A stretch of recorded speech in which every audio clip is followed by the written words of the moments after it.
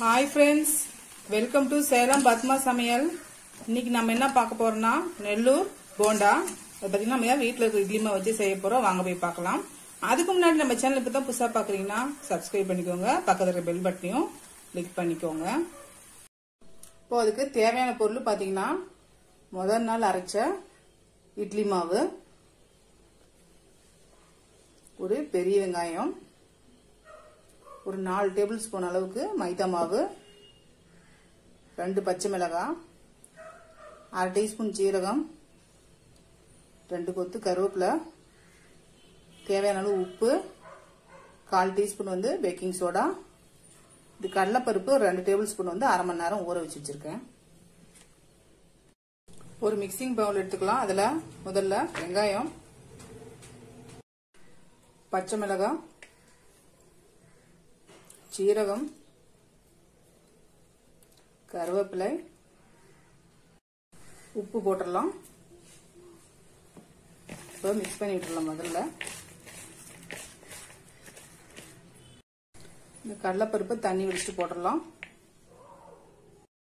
இப்போ நம்ம இந்த இட்லி மாவு ஊற்றிக்கலாம்.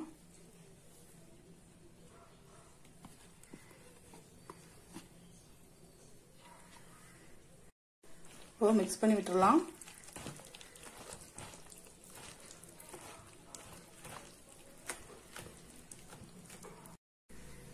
இப்போ மைதா கொஞ்சம் கொஞ்சமா போட்டு கலந்துக்கலாம்.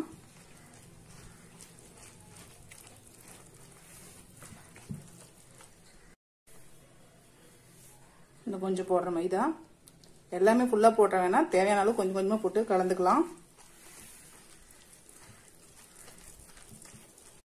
இப்போ சோடா மாவு போட்டுடலாம்.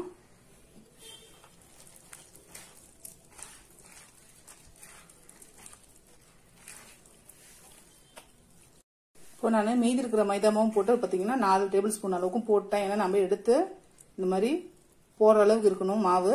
இப்போ இது கரெக்டான இது. இப்போ கடாயில நான் ஆயில் ஊத்தி வச்சுட்டேன். இப்போ நம்ம போண்டா எடுத்து போட்டுடலாம்.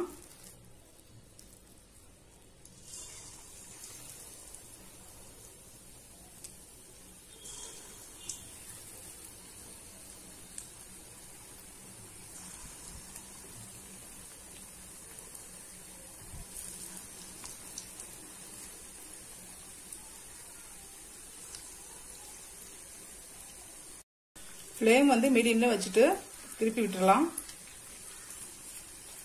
அப்பதான் நல்லா கோல்டன் கலர்ல கிறிஸ்பா கிடைக்கும். இது நல்லா சட்னியோட வச்சு சாப்பிட சூப்பர் டேஸ்டா இருக்குங்க. மழை டைம்ல நம்ம வீட்டுல இருக்கிற இட்லி மாவு வச்சு இந்த போண்டா செஞ்சிடலாம்.